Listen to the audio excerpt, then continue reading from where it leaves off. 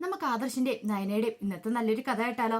അങ്ങനെ ഇന്നത്തെ കഥയില് നയന ഓരോന്നൊക്കെ ആലോചിച്ച് ഇങ്ങനെ ആകെപ്പാടെ ടെൻഷൻ അടിച്ചിരിക്കുന്ന സമയത്ത് ആദർശ് അങ്ങോട്ടേക്ക് വന്നു. ആദർശം വന്നു കഴിഞ്ഞപ്പോ നയന പറഞ്ഞു, ആദർശേട്ടാ, ഇന്ന് ചേച്ചി എവിടേക്കായിരിക്കും പോയിട്ടുണ്ടായിരിക്കുക? എനിക്ക് ആകെപ്പാടെ ഭയം തോന്നുന്നുണ്ട്. ചന്തുമോളെ അവിടെ നിർത്താൻ പോലും എനിക്ക് പേടിയാ. അമ്മ ഓരോ കാര്യങ്ങളൊക്കെ പറയുന്നത് കേട്ടിട്ട് ചന്തുമോളെ ഇനി ചേച്ചി ഉപദ്രവിക്കുമെന്ന് പോലും എനിക്ക് പേടിയുണ്ടെന്ന് പറഞ്ഞു. ആദർശ് പറഞ്ഞു, നിന്റെ ചേച്ചി ഒന്ന് ദേഷ്യപ്പെടുമായിരുന്നെങ്കിൽ അല്ലെങ്കിൽ ഒന്ന് പൊട്ടിത്തെറിക്കുമായിരുന്നെങ്കിൽ ഇത്ര പ്രശ്നം വരത്തില്ലായിരുന്നു. ആരോടും ഒന്നും പറയണില്ലല്ലോ, അവിടെ അതാണ് നമ്മൾ സൂക്ഷിക്കേണ്ടതെന്ന് പറഞ്ഞു. അത് ശരിയാ. അല്ലെങ്കിലും ഈ പറയുന്ന അപ്പച്ചിക്കാണെങ്കിലും അഭിക്കാണെങ്കിലും ഒരു കൂസലും ഇല്ലായിരുന്നല്ലോ ഇത്രയും നാളും. പക്ഷെ ഇപ്പൊ സത്യങ്ങളൊക്കെ ചേച്ചി മനസ്സിലായെന്ന് അറിഞ്ഞു കഴിഞ്ഞപ്പോ പേടിയുണ്ട്.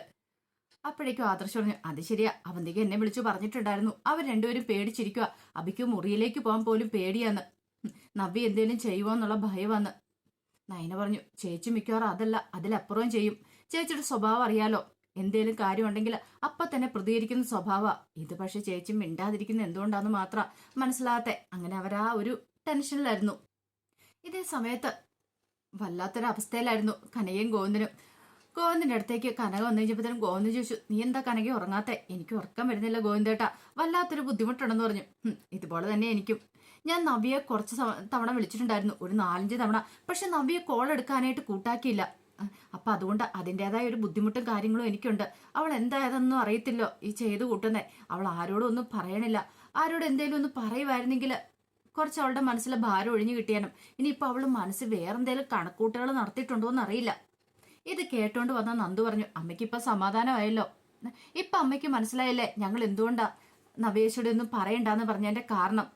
ഞാനോ നയനേച്ചി ആയിരുന്നെങ്കിൽ പ്രശ്നമില്ലായിരുന്നു. ഞങ്ങളുടെ സ്വഭാവമല്ല നവേച്ചിക്ക് പെട്ടെന്ന് മുറിരണ്ടെന്നുള്ള സ്വഭാവമാണ്. അതുകൊണ്ട് അമ്മ വേണമായിരുന്നു സൂക്ഷിക്കേണ്ടത്. ഇവിടെ ബാക്കിയുള്ളവരുടെ ഉറക്കം നഷ്ടപ്പെട്ടു. ഇപ്പൊ ഉറങ്ങുന്ന 2 പേര് കാണും. ആരൊക്കെയായിരിക്കും എന്നറിയാവോ? ആ അബിയുടെ അമ്മയും. അവർക്ക് സുഖമായിട്ട് കിടന്നുറങ്ങാം. മറ്റുള്ളവരുടെ ഉറക്കം കളഞ്ഞിട്ട് ഉറങ്ങാൻ അവർക്ക് ഭയങ്കര മിടുക്കായിരിക്കും എന്ന് പറഞ്ഞു. അത് കേട്ട് കഴിഞ്ഞപ്പോ ഗോവിന്ദൻ പറഞ്ഞു, അത് ശരിയാ മോളെ, ഇനിയിപ്പൊ പറഞ്ഞിട്ട് കാര്യമില്ല. സംഭവിക്കാനുള്ളതൊക്കെ സംഭവിച്ചു പോയില്ലേ. ഇനിയിപ്പം അവൾ എന്ത് തീരുമാനം എടുക്കണേന്ന് നമുക്ക് കാത്തിരുന്ന് കാണാനേ പറ്റുള്ളൂ എന്ന് പറഞ്ഞു. നോക്കാം, നാളെ ഒന്നുകൂടെ അവളെ ഒന്ന് വിളിച്ചു നോക്കാം. കോൾ എടുക്കുവാണെങ്കിൽ ഞാൻ അവളോടൊന്ന് സംസാരിക്കാം എന്നൊക്കെ ഗോവിന്ദൻ പറയുവാണ്. അങ്ങനെ അന്ന് രാത്രിയിൽ ഉറങ്ങാൻ കിടക്കണ സമയത്ത് അഭിക്കാണെങ്കിൽ ഉറക്കം വരുന്നുണ്ടായിരുന്നില്ല. ഒടുവിൽ അഭി ഒന്ന് മയങ്ങി ഇടയ്ക്ക് കണ്ണു തുറന്ന് നോക്കിക്കഴിഞ്ഞപ്പോ നവ്യെ കട്ടിലിൽ എഴുന്നേറ്റിരിക്കുന്നുണ്ടു. പെട്ടെന്ന് അഭിയും ചാടി എഴുന്നേറ്റു. ഇവളെന്താ പോലും എഴുന്നേറ്റിരിക്കുന്നേ? പെട്ടുപോയോ? ഇനി ഇവള് മനസ്സ് വേറെന്തേലും ഉദ്ദേശിച്ചിട്ടുണ്ടോ? ഉറങ്ങാനും പറ്റുന്നില്ലോ. പക്ഷെ നവ്യയോട് എന്തേലും ചോദിക്കാനായിട്ട് അഭിക്ക് ഭയമായിരുന്നു. അഭി പിന്നീട് അവിടെ കിടക്കുവാണ്. നവ്യ ആ സമയത്ത് ഇങ്ങനെ എഴുന്നേറ്റിരിക്കുക. പിറ്റേ ദിവസം രാവിലെയായി. ദേവേനി പതിവ് പോലെ രാവിലെ എഴുന്നേറ്റ് കുളിയൊക്കെ കഴിഞ്ഞ് പൂജാമുറിയിലേക്ക് കയറാൻ തുടങ്ങുകയാണ്. അപ്പോഴാണ് നവ്യ അങ്ങോട്ടേക്ക് പോകുന്നുണ്ട്. ഇവളെന്താ പതിവിലും വിരുദ്ധമായിട്ട് പൂജാമുറിയിലേക്ക് പോകുന്നേ? അതേസമയം മുത്തശ്ശി അങ്ങോട്ടൊന്നു, എന്താ മോളെ? അതെ, നവ്യ ഇന്ന് പൂജാമുറിയിലേക്ക് കയറാൻ പോയിരിക്കുന്നു. അവൾ ഈ സമയത്ത് എഴുന്നേക്കുന്നല്ലോ. അതെ, എഴുന്നേക്കുന്നല്ലമ്മേ.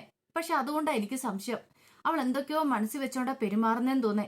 അല്ലെങ്കിൽ പിന്നെ അവൾ എന്തിനാ പൂജാമുറിയിലേക്ക് പോയത്? അതെ മോളെ, എനിക്കും അങ്ങനെയൊക്കെ തോന്നുന്നുണ്ട്. അവൾ ആരോടൊന്നും തുറന്നു പറയുന്നില്ലെന്നുള്ളൂ. അവളുടെ മനസ്സിൽ വേറെ എന്തൊക്കെയോ കാര്യങ്ങളുണ്ടെന്ന് പറഞ്ഞു. അതേസമയം നവ്യ പൂജാമുറിയില് ഭഗവാനോട് പ്രാർത്ഥിക്കുകയാണ്, എന്റെ വിഘ്നേശ്വര, എല്ലാ വിഘ്നങ്ങളും മാറ്റിത്തരണം. ഇന്ന് സത്യങ്ങളൊക്കെ അറിയാൻ സാധിക്കും. അബിയുടെ കുഞ്ഞാണ് ചന്തുമോള് എന്നാണോ അറിയാൻ സാധിക്കുന്നത്. 1% മാത്രമേ ഉള്ളൂ അല്ലാത്ത. കാരണം 99% അബിയുടെ കുഞ്ഞാവാനാണ് ചാൻസ് കൂടുതൽ. അങ്ങനെ എന്തേലും അറിഞ്ഞിട്ടുണ്ടെങ്കിൽ പിന്നെ തനിക്ക് നിയന്ത്രിക്കാൻ പറ്റില്ല. തനിക്ക് അഭിയം തീർക്കേണ്ടി വരും. താൻ മുകളിലേക്ക് പോകുന്ന സമയത്ത് അവനെയും കൂടെ കൊണ്ടുപോകേണ്ടി വരും. അല്ലാതെ തനിക്ക് രക്ഷയില്ല. അങ്ങനെയൊന്നും സംഭവിക്കരുതേ എന്നൊക്കെയായിരുന്നു നവ്യയുടെ പ്രാർത്ഥന. കുറച്ച് കഴിഞ്ഞപ്പോൾ ജലജ എഴുന്നേറ്റ് നേരെ അബിയുടെ മുറിയിലേക്ക് വരുവാണ്. ആ സമയം അബി മൂടി പൊതിച്ച് കിടന്ന് നല്ല ഉറക്കമായിരുന്നു. കിടന്ന് ഉറങ്ങുന്ന ഉറക്കം കണ്ടോ? രാത്രി ബാക്കിയുള്ളവരുടെ ഉറക്കം നഷ്ടപ്പെടുത്തിയിട്ട് ഒറ്റ അടി അടിക്കണം. എഴുന്നേക്കടാ ഇങ്ങോട്ടെന്ന് പറഞ്ഞിട്ട്. എന്താ അമ്മ എന്ത് പരിപാടിയെ കാണിക്കണേ? എടാ, എന്റെ ഉറക്കം നഷ്ടപ്പെടുത്തിയിട്ട് നീ കിടന്ന് ഉറങ്ങുന്നോ? അമ്മേ, നേരം വെളുക്കാറായി കഴിഞ്ഞപ്പോഴാ ഒന്ന് മയങ്ങിയത്. ഇങ്ങനെയൊന്നും കിടന്ന് ഉറങ്ങിക്കോട്ടെ.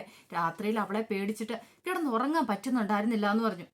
എടാ, അവൾക്ക് നിന്നെ സംശയം തോന്നുന്ന സ്വാഭാവിക. നീ ഒന്ന് ആലോചിച്ച് നോക്കിയേ.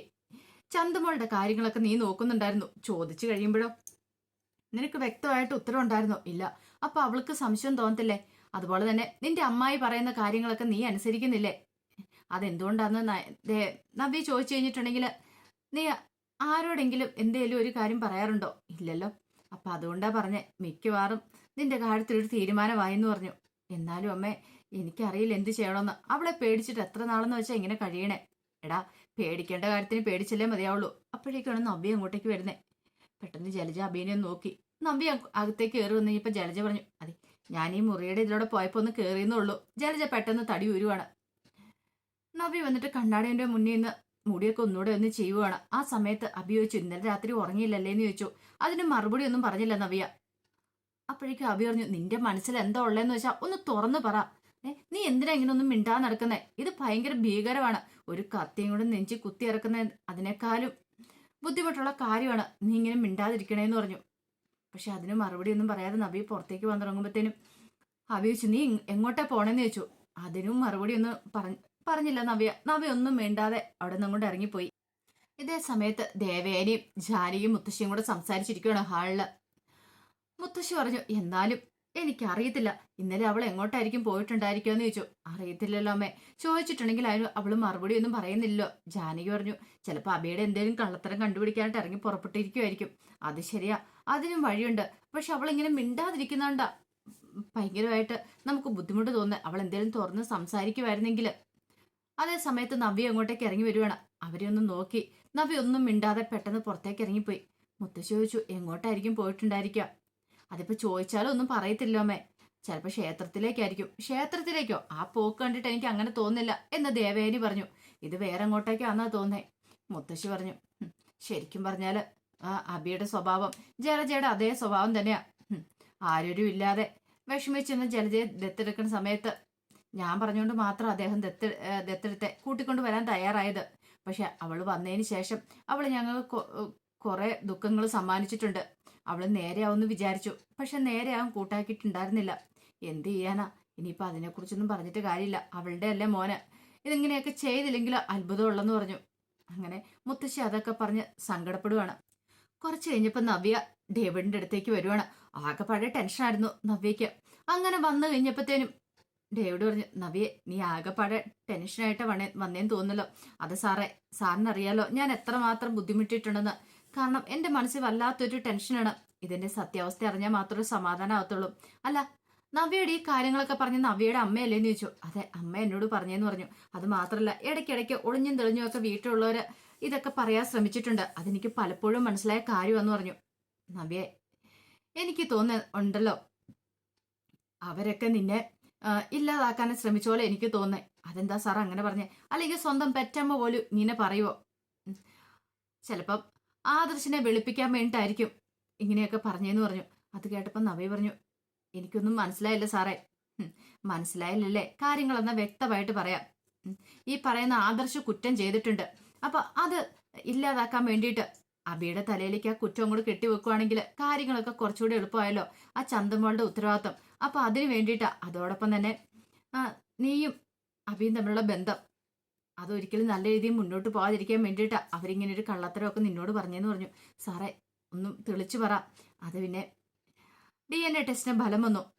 അബിയുടെ കുഞ്ഞല്ല ചന്തുമോളെന്ന് പറഞ്ഞു. സത്യമാണോ സാറേ പറയണേ? എനിക്ക് വിശ്വസിക്കാമെന്ന് ചോദിച്ചു. സത്യം നവ്യെ പറയണേ. എനിക്ക് സാറിന് 100% വിശ്വാസമാണ്. അതുകൊണ്ടാണ് ഞാൻ സാറ് പറഞ്ഞു കഴിഞ്ഞപ്പോഴത്തേനും DNA ടെസ്റ്റിന്റെ സാമ്പിളും കാര്യങ്ങളൊക്കെ സാറിന് കൈമാറിയത്. ഇനി നോക്കേണ്ട കാര്യമൊന്നുമില്ല നവ്യെ. 3-4 തവണ അത് പരിശോധിച്ചു കഴിഞ്ഞ കാര്യമാണ്. അപ്പോഴെല്ലാം നെഗറ്റീവാ ഫലം വന്ന്. നബി ധൈര്യമായിട്ട് മുന്നോട്ട് വെക്കോ. നബി ഉദ്ദേശിക്കുന്നതിലൊന്നുമല്ല. അബി ആള് പാവ, ആളൊരു ജെന്റിൽമാനാണ്. അതുകൊണ്ടല്ലേ ഞങ്ങൾ അബിക്ക് ഇവിടെ ജോലി കൊടുക്കാൻ തന്നെ വെച്ചേ. അതും നബിയുടെ റെക്കമെൻഡേഷനില്. ഇനി അവൻ തെറ്റ് ചെയ്തിട്ടുണ്ടായിരുന്നെങ്കിൽ ഞങ്ങൾ ജോലി കൊടുക്കും തോന്നുന്നുണ്ടോ? കാരണം നബി ഞങ്ങളുടെ കമ്പനിയുടെ സ്റ്റാഫാ. അപ്പൊ നബിക്ക് ഒരു ആപത്ത് വന്ന് കൂടെ നിൽക്കേണ്ട ഞങ്ങളല്ലേ. അപ്പൊ ഞങ്ങൾ വേറെ ആരെയും നോക്കത്തില്ല. നബീനെ മാത്രമേ ഞങ്ങൾ പരിഗണിക്കുണ്ടായിരുന്നുള്ളൂ. നവ്യേനെ അവനെങ്ങാനും ചതിച്ചിട്ടുണ്ടായിരുന്നെങ്കിൽ അവനെ ഞങ്ങൾ ചിലപ്പോൾ വെറുതെ വെച്ചേക്കില്ല, തീർത്ത് കളഞ്ഞാനെന്നൊക്കെ പറഞ്ഞു. അങ്ങനെയൊന്നും സംഭവിച്ചില്ലോ. ധൈര്യമായിട്ടിരിക്കുക. ഇനി അവന്റെ മനസ്സിനെ വേദനിപ്പിക്കാൻ പോരുത്. അവൻ പാവമായതുകൊണ്ടാണ് ഞാനിതൊക്കെ പറയണമെന്ന് പറഞ്ഞു.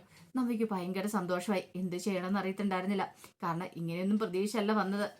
പക്ഷെ നേരെ തിരിച്ചല്ല സംഭവിച്ചേ. അതിന്റെ സന്തോഷത്തിലാണ് നവ്യ വീട്ടിലേക്ക് പോകുന്നത്. പിന്നീട് ഡേവിഡിന് വേണ്ടിയിട്ട് നാഗേന്ദ്രനും അവന്തിയോടെ കാത്തിരിക്കുകയാണ്. അപ്പൊ അവന്തി പറഞ്ഞു, അച്ഛാ, ഇതുവരെയായിട്ടും അയാൾ വന്നില്ലോ. ഇപ്പൊ തന്നെ വരും മോളെ. ഡേവിഡ് വരട്ടെ എന്ന് പറഞ്ഞു. കുറച്ച് കഴിഞ്ഞപ്പോഴത്തേനും ഡേവിഡ് വന്നു. ഡേവിഡ് വന്നു കഴിഞ്ഞപ്പോൾ നാഗേന്ദ്രൻ ചോദിച്ചു എന്തായി കാര്യങ്ങള്, അവളോട് സംസാരിച്ചു എന്ന് ചോദിച്ചു. സംസാരിച്ചു, അവൾക്ക് എന്നെ ഭയങ്കര വിശ്വാസമായിരുന്നു പറഞ്ഞു. ഡേവിഡ് പറഞ്ഞു അതെ, ആ വിശ്വാസം ഉള്ളതുകൊണ്ട് മാത്രമാണ് ഞാൻ ഡേവിഡിനെ കാര്യങ്ങളൊക്കെ ഏൽപ്പിച്ചതെന്ന് പറഞ്ഞു. പിന്നൊരു കാര്യമുണ്ട്, അവൾ വിശ്വസിച്ചുകൊണ്ടിരുന്ന കാര്യം എന്ന് പറഞ്ഞാൽ അബിയുടെ കുഞ്ഞാണ് ചന്തു എന്ന് പറഞ്ഞുകൊണ്ടിരുന്നേ. പക്ഷെ അതല്ലെന്ന് പറഞ്ഞപ്പോൾ അവളുടെ മുഖത്തൊരു സന്തോഷം കാണായിരുന്നു, തുള്ളിച്ചാടിയിൽ നിന്ന് മാത്രമേ ഉള്ളൂ. അത് കേട്ടപ്പോൾ അവധിക്ക് പറഞ്ഞു ഇന്നലത്തെ ദിവസം ഞാൻ അവളെ വീക്ഷിക്കുമായിരുന്നു. വീട്ടിൽ ആരോടും അവള് മിണ്ടിയില്ല, ഒരക്ഷരം പോലും മിണ്ടാതെ നടന്നേ. പക്ഷെ ആഹാരമൊക്കെ കഴിക്കുന്നുണ്ടായിരുന്നു. പക്ഷെ ആരോടും ഒന്ന് സംസാരിക്കാൻ നടക്കുക. വീട്ടിലെല്ലാവർക്കും നല്ല ടെൻഷൻ ഉണ്ടായിരുന്നു അവളുടെ കാര്യം ഓർത്തിട്ട്.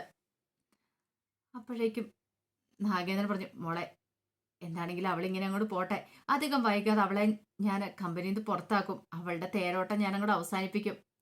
അബിയൊന്ന് കയറിക്കോട്ടെ കമ്പനിയിലേക്ക്. ഇനിയിപ്പം അവൾക്ക് അബീനെ നല്ല വിശ്വാസമാണ്. ഇനിയിപ്പോൾ ആ കുടുംബത്തിൽ ആരെന്ത് പറഞ്ഞാലും അവൾ വിശ്വസിക്കില്ല. അബിയും ജലജയും പറഞ്ഞാൽ മാത്രമേ വിശ്വസിക്കുള്ളൂ. അവിടെ വലിയൊരു മാറ്റം കുടുംബത്തിൽ ഉണ്ടാകാൻ പോകുന്നത് എന്താണെന്നറിയാവോ? അവൾ അബിയോടും ജലജയോടൊപ്പം നിൽക്കും. ഇനിയിപ്പോൾ ആരൊക്കെ അവരുടെ മനസ്സിലേക്ക് വിഷം കുത്തി നിറച്ചാലും അത് നടക്കാൻ പോകുന്നില്ല എന്ന് പറഞ്ഞു. അപ്പോഴേക്കും ഡേവിഡ് പറഞ്ഞു അല്ല, ഇനിയിപ്പോൾ ജീവിച്ചിരിക്കുന്ന ഒരാളും കൂടെ ഉണ്ടല്ലോ. അവന്തി പറഞ്ഞു അത് ശരിയാ അനഘ, ഒരു പക്ഷേ എങ്കിൽ അവള് വന്ന സത്യങ്ങളൊക്കെ പറഞ്ഞാലോ? അവളെ എഴുന്നേറ്റ് നടക്കത്തില്ലല്ലോ, തളർന്ന് കിടപ്പല്ലേ മോളെ. അതുകൊണ്ട് ആ കാര്യത്തിൽ ഒരു പേടിയും വേണ്ട. അവളിനി വന്നിട്ടൊന്നും പറയാനൊന്നും പോകുന്നില്ല. അങ്ങനെയൊന്നും അവൾക്ക് പറയാനും പറ്റില്ല എന്ന് പറഞ്ഞു.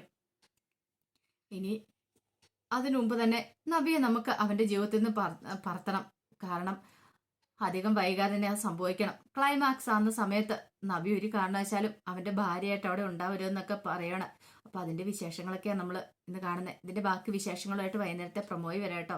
അതിനു മുമ്പ് ഒരു കാര്യം പറഞ്ഞിട്ടെ, വീഡിയോ ഇഷ്ടപ്പെടുവാണെങ്കിൽ ഒന്ന് ഹൈപ്പ് ചെയ്യാൻ മറക്കരുതേ. അതോടൊപ്പം തന്നെ ആദ്യമായി കാണുന്നവരാണെങ്കിൽ സബ്സ്ക്രൈബ് ചെയ്യാനും മറക്കരുത് കേട്ടോ. ഒരിക്കൽ കൂടി എല്ലാവർക്കും ശുഭദിനം നേർന്നുകൊണ്ട് നിർത്തുന്നു.